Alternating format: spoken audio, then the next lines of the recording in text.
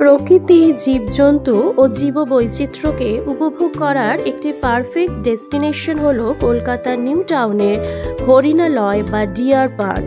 এটি ইকো পার্কের 6 নম্বর গেটে অবস্থিত এবং এটি মিনি জু। ইট, কাঠ, কংক্রিটের জঙ্গলের মধ্যে বন্যদের অবস্থান। আজকে আমরা চলে এসেছি ইকো পার্কের কাছেই অবস্থিত ছোট্ট একটা চিড়িয়াখানা। এখানে অনেক কিছুই আছে, পাখি আছে, অ্যানিমালস আছে। আমি আর আমার ওয়াইফ আজকে চলে এসেছি। তো এখানে বেশ সুন্দর, বেশ পরিষ্কার পরিচ্ছন্ন জায়গা এবং সব থেকে বড় কথা সারাটা দিন এখানে ইউটিলাইজ হয়ে যাবে এবং খুব সুন্দর টাইম এক্সপেন্ডিচার হবে তোমাদের। যদিও এটি এক্স সিটো কনজারভেশন, তবুও এখানে নিয়ার ন্যাচারাল হ্যাবিট এবং হ্যাবিটেট খুব সুন্দর করে মেনটেন করা হয়েছে। বর্তমানে এখানে অ্যাভিয়ারি সেকশনে আছে বিভিন্ন প্রজাতির প্যারট, যেমন Amazon parrot, grey parrot, eclectus parrot. এছাড়া আছে বিভিন্ন প্রজাতির ম্যাকাও, যেমন blue yellow macaw, scarlet macaw, red and green macaw.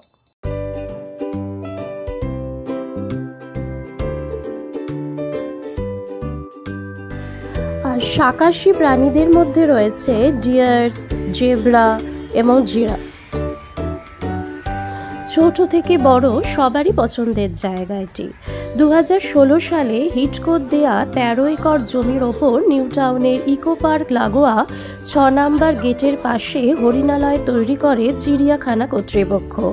আস্তে আস্তে এখানে সদস্য সংখ্যাও বাড়ছে। Conservation effort just excellent.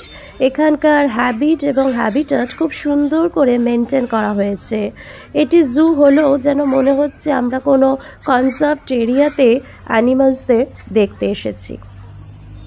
Opening time এখানে 10টা থেকে বিকেল 5টা, আর বৃহস্পতিবার সম্পূর্ণ বন্ধ থাকে এবং অ্যাডাল্টের জন্য পার হেড 50 টাকা করে এখানে ধার্য।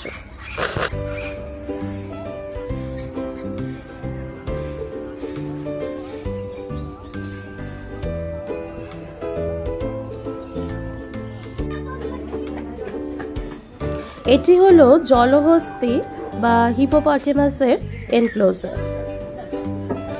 এখানে বিভিন্ন প্রজাতির ইন্ডিয়ান এবং এক্সোটিক স্পিসিস আছে। যেহেতু এটি ইকো পার্ক বায়োডাইভার্সিটি জোনের খুব কাছে, তাই ক্যাপটিভ স্পিসিসের সাথে সাথে কিছু ওয়াইল্ড অ্যানিমালস এবং কিছু পাখিও এখানে দেখা গেল। এখানে বিভিন্ন এক্সোটিক মাঙ্কি, যাদের বিভিন্ন দেশ থেকে আমাদের ভারতে আনা হয়েছে এবং এখানে সংরক্ষণ করে রাখা হয়েছে, যারা আমাদের ভারতীয় পরিবেশে অ্যাক্লিম্যাটাইজড হয়ে গেছে। তাদের মধ্যে দেখা মিলল capuchin monkey, white lipped tamarin, golden headed lion tamarin, common marmoset প্রভৃতি। হরিণালয় এসেছি আর হরিণ দেখবো না, সেটা তো হয় না। এখানে আছে বার্কিং ডিয়ার, স্পটেড ডিয়ার প্রভৃতি। আর এখানে টাইগার, লায়ন ইত্যাদি অ্যানিমালসদের আনার প্রস্তুতি চলছে এবং এনক্লোজারের কাজও চলছে।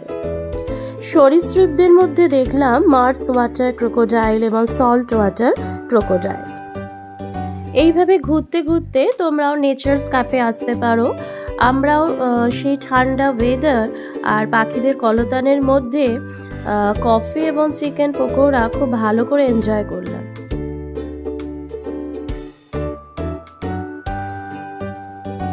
এটি মিনি জু হলো এখানকার কনজারভেশন এবং ম্যানেজমেন্ট সত্যিই প্রশংসনীয়। তোমাদের যদি ভিডিওটা ভালো লাগে, লাইক, শেয়ার ও কমেন্ট করার অনুরোধ রইল। এইভাবেই আমরা পৌঁছে যাব একজনের থেকে আর একজনের কাছে। সবাই ভালো থেকো।